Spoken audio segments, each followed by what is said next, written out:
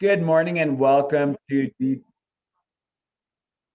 Good morning and welcome to Deep Dives with New Perspectives. I'm Michael Bartlett. I'm Merrylin LeBlanc. Hi, Michael. Hi, Merrylin. If you guys are liking our show, please hit like, hit subscribe, share with your friends. What are you thinking about today, Merrylin? Lots of I stuff going I've on. spent a lot of time this week thinking about the Saturn Uranus um, cycle because we have Uranus and Saturn coming together for the second time this year in an exact last quarter square. They did that earlier this year, and they'll do it again on Christmas Eve. and this is a long cycle, 45 to 48 roughly year long cycle, and it says a lot about what's going on collectively, at least with the superpowers in the world. Like the last full cycle that we had began in May of 1942. What was going on in May of 1942? World War II. And we had entered World War II back in February of that year. And, so it's kind of like that was a huge thing. And what were we dealing with in that cycle? But an example of fascism trying to take control of as much of the world as possible.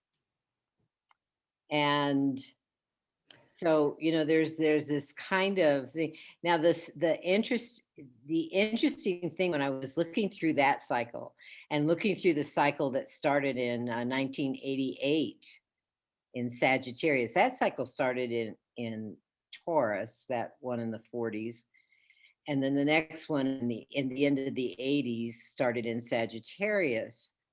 But what did we see happening in 1988 on a world basis? And Follow the wall.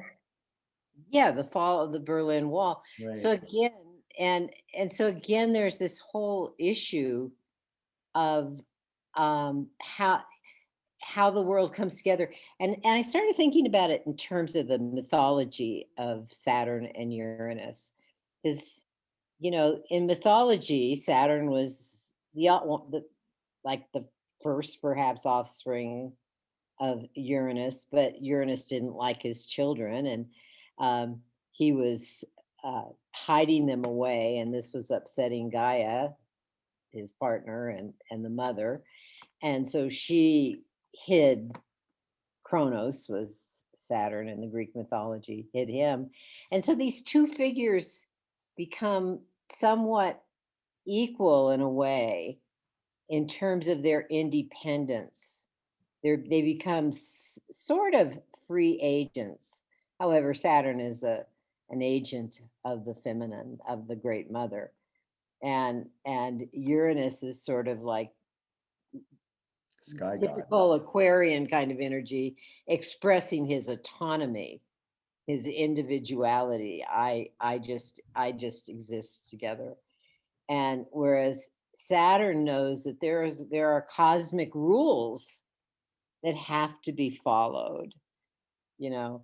So what I'm noticing in these two coming togethers within our recent history on the planet is that the conjunction, the beginning of the cycles, really is dealing with the issue of authoritarianism and whether whoever the authoritarian figures are they abiding by the universal laws, which is what the offspring of Saturn, Kronos, brought up with Jupiter or Zeus, is we have to abide by universal laws.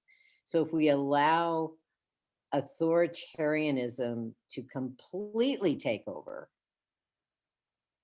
we are really not thinking about the rights of every individual to develop completely and freely.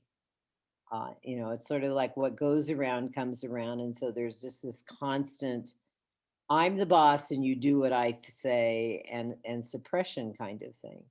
So this is kind of what I'm picking up from the initial part. I'm going to go through each part of the cycle, but if you want to respond to just that, Michael. Well, I was just thinking, in a way, what you're describing is the shadow side of Saturn and Aquarius, right? It can appear very humanitarian, but I mean, especially with these two signs, we're talking about Saturn and I mean, Saturn and Aquarius and Saturn and Uranus and Uranus. Taurus.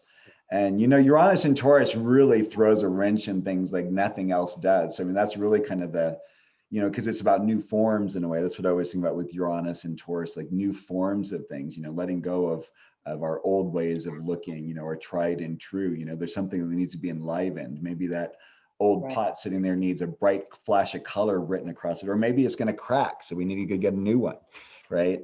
And we'll see that with the last quarter phases when I go through the cycles, because as like as I do with the moon cycle, we have the full the new moon, the first quarter, the full, the last. The new phase is bringing up the issue that needs to be attended to. How far do we let authoritarianism with these two planets? How far do we let an individual's preference go before we say enough? There are other people to be considered.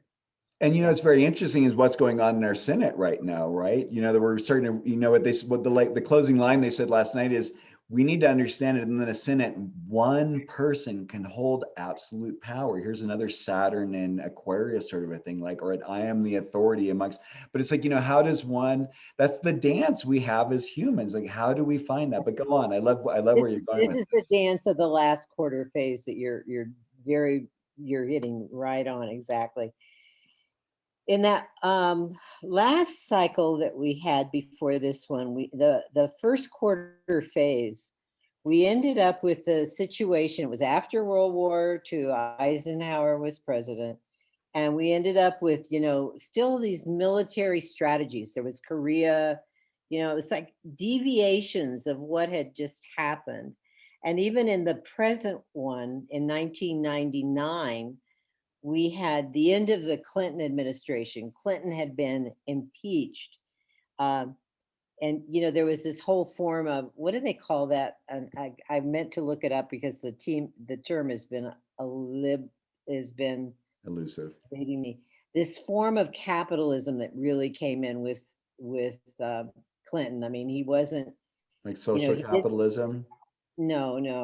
It's like not really going along with this whole corporate, independence, let people freely have as much less restrictions as possible, sort of thing. And, it's still promoting capitalism, but not addressing the needs of everybody.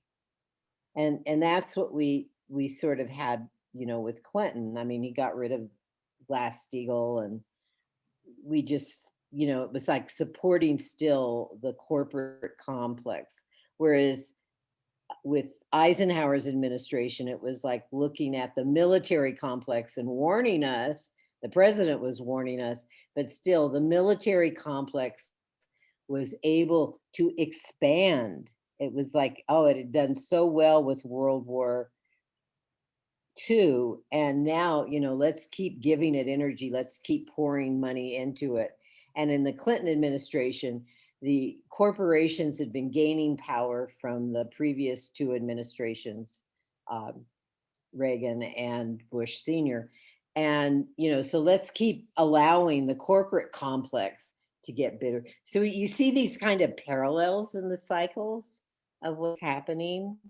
So then we reach the full phase in 1965 to 67 in the previous cycle. We had the Johnson administration, and in 2008 and 2010, we had the Obama administration. And what was interesting is the oppositions of those two planets in 65, 67. Saturn was in Pisces and Uranus was in Virgo. In 2008 and 2010, Saturn is in Virgo, reverse the signs, same polarity. And Uranus is in Pisces. Pisces. And what were the big issues during those two administrations? In Johnson's, it was healthcare, the Social Security Act, Medicare was brought up, and then the Affordable Care Act, the Obama um,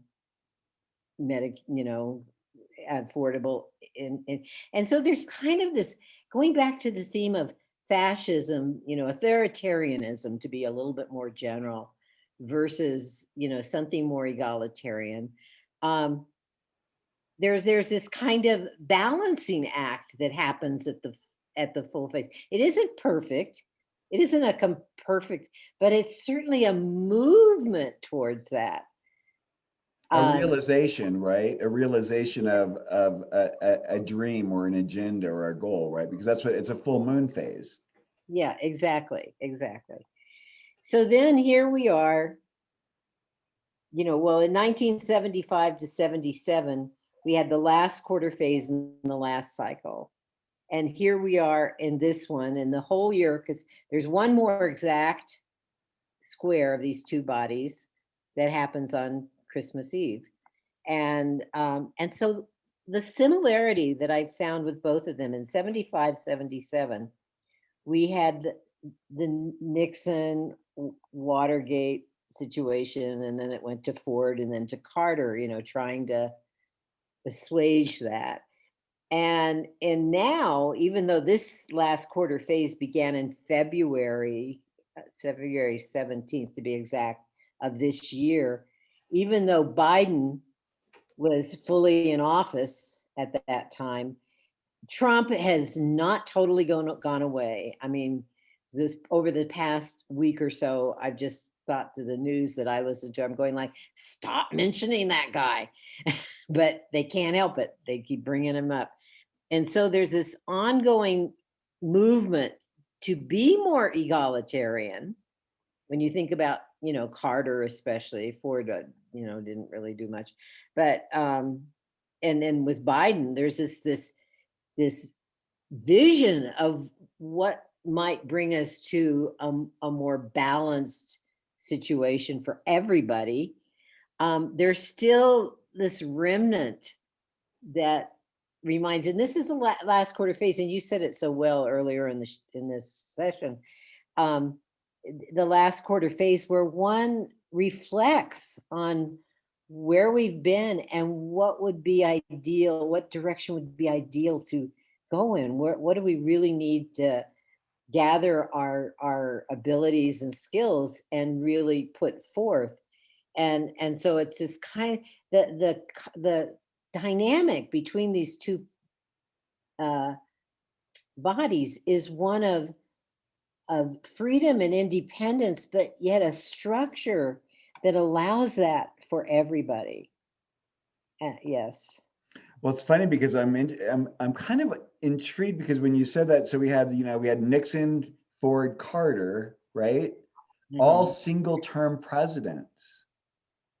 Yes. We haven't had we Well, haven't had a, Nixon was elected the second time. was Nixon twice?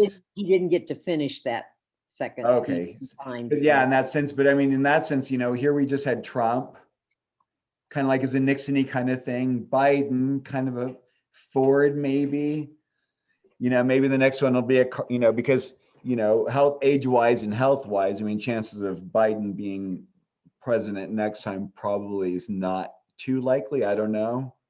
It'd be very interesting to see that as well, because it is kind of maybe that's what's needing is a quick, sorry. Just, Carter had these good ideas, but there were different things that got in the way. And so we're seeing what's getting in the way right now with Biden. So there's these parallels. Well, it's almost like an older soul, like you said, it's that egalitarian, but it's that older soul thing of like, I'm only as good as those around me. Let's lift everyone up. Because the other thing that happened back, when Johnson was in office was the something to do with the Poverty Act. I mean, there was a real huge focus on the idea that poverty needed to be dealt with. I forget what the act was, it was called, but he did quite a few social things. And here's Biden doing, pushing this bill of, like, let's give, pre-K assistance. Let's give free community college, or college education. Let's get back into investing in our people. I mean, that's another Saturn in Aquarius or a thing, is an investment, right? Let's invest in humanity. Yeah, well, there were several education acts that Johnson enacted, and the one that's flashing in my head right now too is like, well, and this was even before Johnson, but the um, free education for military officers after they've served. The ways of getting them back into society. I mean, what have we done for all of these men who have served in the military during this longest war, with in the Middle East that we've been waging, with Afghanistan and others that we've gotten involved in on the side as well, like Syria and Yemen. And what have we done for those soldiers? Very little. It's pathetic, and yet there was this kind of aid that came back in those others. I don't know. That's kind of discouraging to think of the trajectory like that, though, at this point. And yet it could go either way, because really, how much has changed since World War II? I mean, one could make a case for saying that that Trump could be another Hitler. And He could be the next president, yeah, and find these different ways. I mean, there's a base of the population who want to believe what he has to say, and there are things that he's just really not. I don't know. Like, again, the consequences haven't caught up with them. Even though there are these investigations in him, it'd be interesting to see, like, are any of these things going to gain any traction and actually do anything to stop the man? social evolution happens extremely slowly. Whereas, what is this, on a personal level, how does this look for individuals?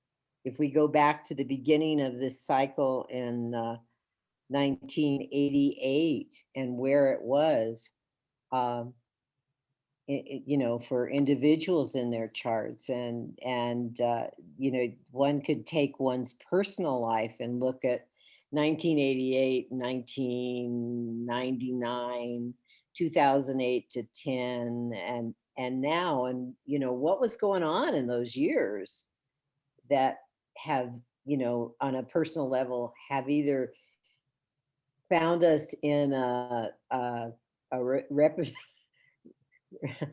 repetition cycle of our lives, or has actually helped us move. I'm not going to go into my own personal life, but I have to say that at this time, I am getting tremendous insights into family patterns, repetitions, and how to break that pattern. And that's what I think we are. Even though this is really a cycle that affects everybody, but if it affects everybody, it not only affects us in terms of our social lives, it affects us in terms of our individual lives. And it takes a lot of personal reflection.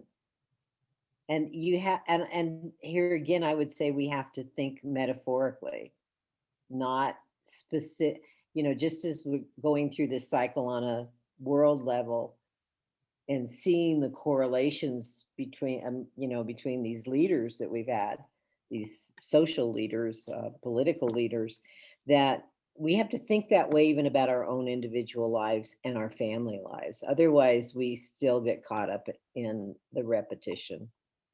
Well, and this, when I just think about just the energies, I think of Saturn as being a rock, and I think of Uranus as being lightning. So, that plus Saturn's retrograde right now, Mercury's retrograde right now. We're in the middle of the eclipse cycles. We have a solar eclipse happening on Thursday. I just think, this is the time to look at the chinks in the armor, the cracks in the apparently smooth wall, and see whether the crack is showing you something greater, meaning that you've caught yourself stuck in something, or whether, what you're doing is the right thing. I think a lot of us are really looking, I mean, with the eclipses, because the nodes are on Jupiter, Sagittarius, Sagittarius, Gemini, which is where the eclipses are happening. These are very social. What are our social contacts? What are our agreements? Saturn in Aquarius, are we doing right? Are we being our right authority as our individual self in relationship to other people? Uranus is coming along and saying, hey, is that right? Is that, like you just said, is that family structure working for you anymore? Is that way of looking at life working for you anymore? Does that feel good at the end of the day?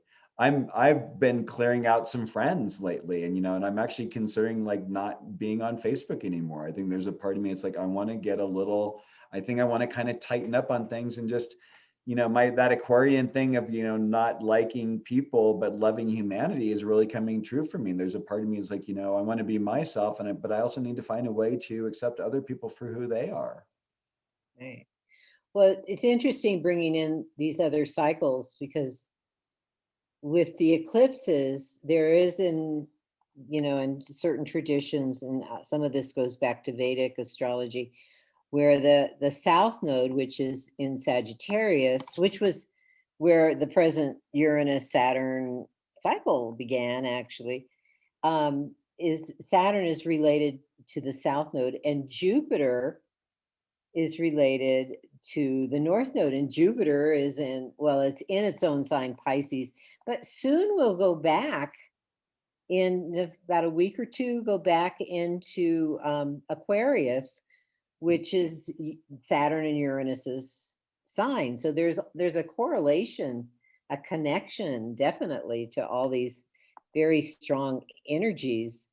And Saturn in Sagittarius is really defining a certain level of social communication. And what's interesting, because eclipses usually bring up issues, crises, problems, etc.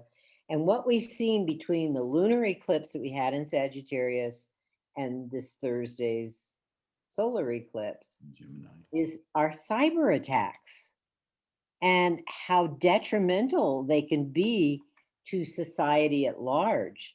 It's a major theme going on right now, between that's triggered both by the eclipses on a personal level, and by the Saturn Uranus square as New well. rules of engagement in a way. That's kind of like what I think of it as, right? In a way, like I think there was a way up until recently that we all knew were the quote right ways to behave.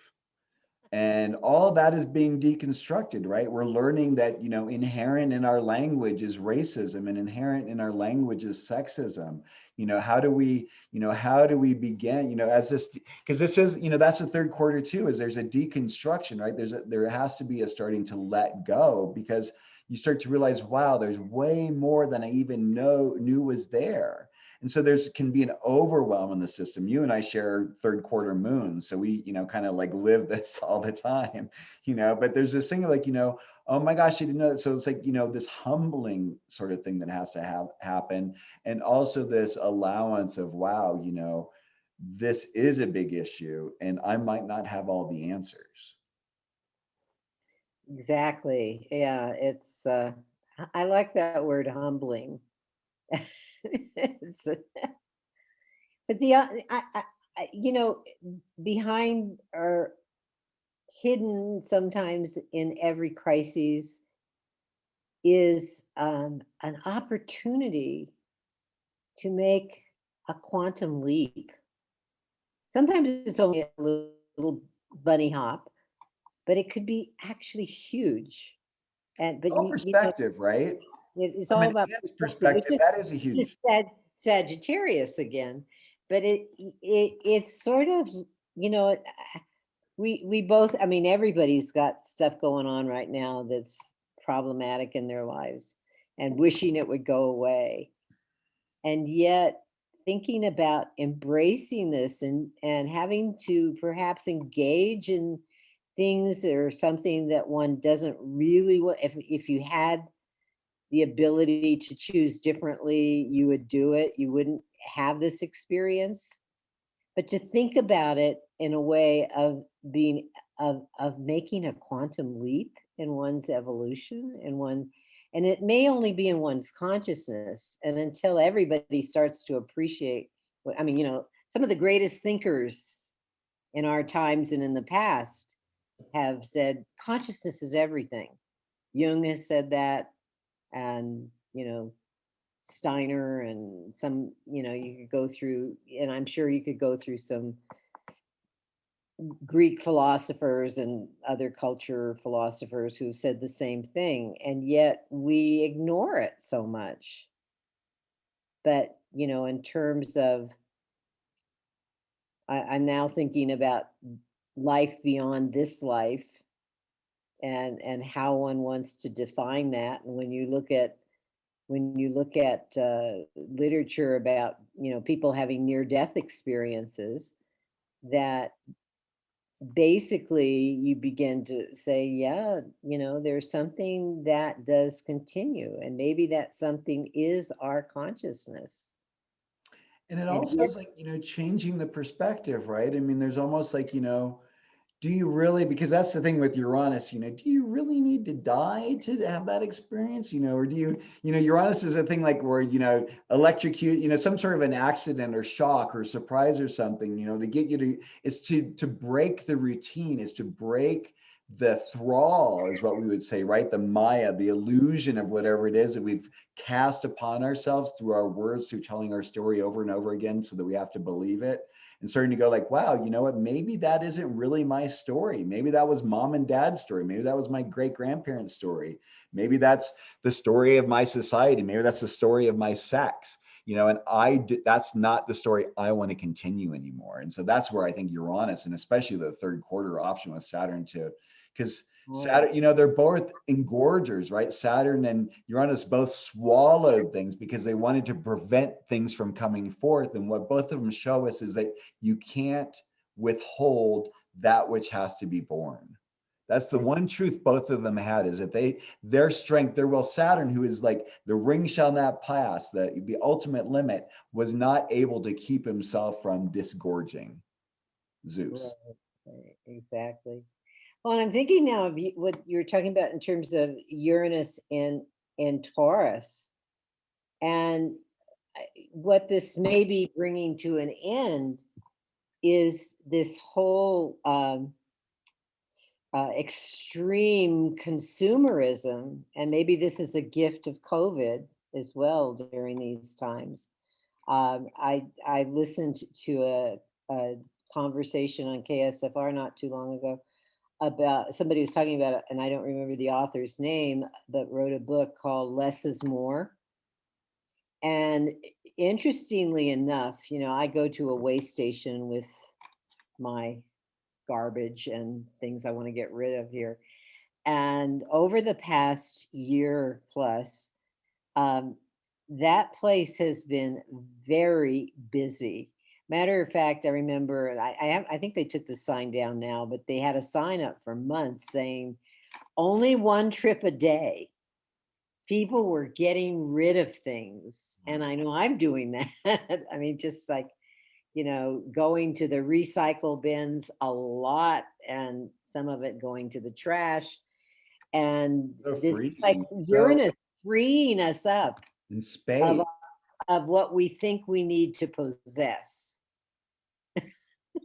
I And that's the throwing up in a way, right? There's the disgorgement that has to happen because, people, they say nature abhors a vacuum, but the truth is you need open space for something new to come in. If if you're a hoarder and your house is completely filled, there's no more room, although they would argue that there always is room for a little bit more. But the truth is, if you go in there and clear that all out, then there's a whole new room and space for a different choice, a different option to come in and fill. So yeah, I think this is a great opportunity. And I kind of giggle, and I don't know why when I saw this, because what's coming up from my mind is this whole thing of Bezos going up into space on his own and taking a brother and the highest bidder.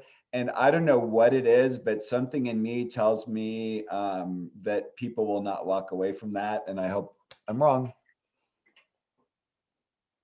people will not walk. That You they'll mean be an they'll bid accident. for it? Oh, okay. I was thinking they would want to go into outer space. I wasn't quite sure. I wanted clarity on that Yeah. image. Yeah. I don't know like why. Maybe that's just my little dark Scorpio moon going, something bad's gonna Well, happen. But it's like, I mean, if one person conceives and wants and desires something, you've got to be sure that there are others who have oh that yeah, same right. urge. Yeah, yeah, yeah. That's yes. I could think of money better spent, though. I mean, I could think of things. But I Yeah. mean, I think that's an example of the rampant consumerism in a sense too. Here we have someone who's been made amazingly wealthy by basically closing out businesses all over the world and centralizing all the money going to him. And then we have another individual who's going to be another example of some level of capitalism or consumerism who's bidding for the right to do it. It's already up at, I don't know, last night it was already up around $3-4 million. There are people out there who can spend $1 billion without a problem and still have money left in their bank accounts. Oh, sure. You're reminding me of an experience I had last Saturday, which was so precious. I was at KSFR Studios at the community college, finishing up, and then I had several errands to do. So as I left, I was ending up, on Cerritos, heading towards St. Francis. Came to a stop sign. I was in the right-hand lane. Came to a stop sign at Baca and Monterey. Baca ends and Monterey begins. And there were these two teenage girls, each having a sign that said car wash, $1. And I'm going like, $1. And the car wash that I usually use hadn't been open the last few times I'd been by there. And so I thought, sure, why not for $1? What the heck? So I turn onto Monterey, and not even a half a block, there's this Christian Fellowship Church. I forget the full name now. I don't have it written down. So I pull into the parking lot. There's other cars there, and I pull my car in, and it looks, there's a line forming, and I get behind the last car. And then this woman comes up to me, and I roll down the window. I had $1 in my hand, but I also said, "Well, this is only $1. You guys aren't going to make any money, And I said, I'm looking for more change or whatever. She goes, no, no, hold on to that. She said, we have some food here and it's free, hot dogs and drinks and stuff. Can I get you something? And I go, well, I'll have some water, some bottled water. So I get a, bottle of water from her and then proceed in the line. And all these, they're adults and teenagers and, washing. And I mean, I got a better external wash, not inside. So I stayed in the car. Better wash than I did the car wash I usually go to. And so when they're finished drying the car and somebody taps on the window, I roll it down and he says, our pastor wants to say something to you. I said, fine. And he says, well, just pull up over there. And I did. The pastor comes over and he said, yeah, this is advertised as $1 car wash, but it's a different kind of dollar car wash, he said. And he's holding $1 in his hand. And he said, instead of you giving me $1, I want to give you $1. And I said, oh no. I said, well, I have $1. How about you taking my $1 too? I'll take your $1. No, no, no. He says, you keep this. And when you come across somebody who needs it, you pass it on. I was in tears. I was like, oh my God, this is so, all these people and everybody was, in such a good mood and kind and generous. And I mean, I just like, all I could say was, oh, bless you. This is, I left in tears. I was just like, whatever. It's like a pay it forward kind of a situation. But one of the things he did say was that goes to what you were just saying about these capitalists.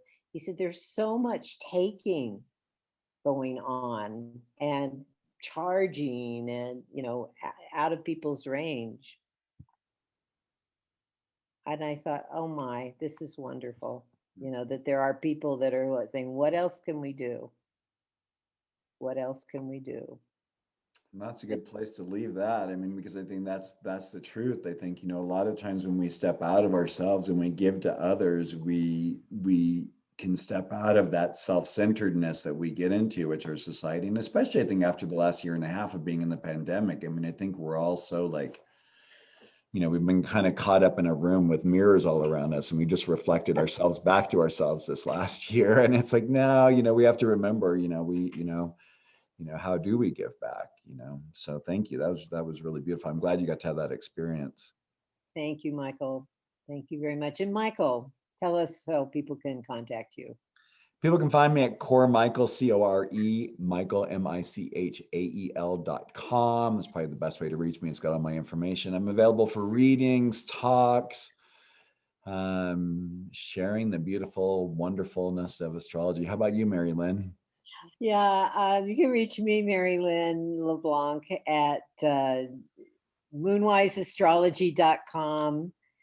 You can email me at marylinleblanc@gmail.com. And I'm available for, just as you said, I'm available for consultations of all sorts.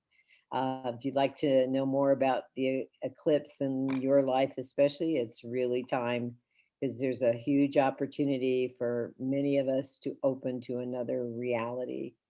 And I would love to be that, what do you call it? That coach or Guide, support. facilitator who helps you make that shift. All right. Well, thank you for listening, and thank you, Michael. Thank you, Merrylin. Have a wonderful day. Bless you all. Take care. Bye. Bye for now.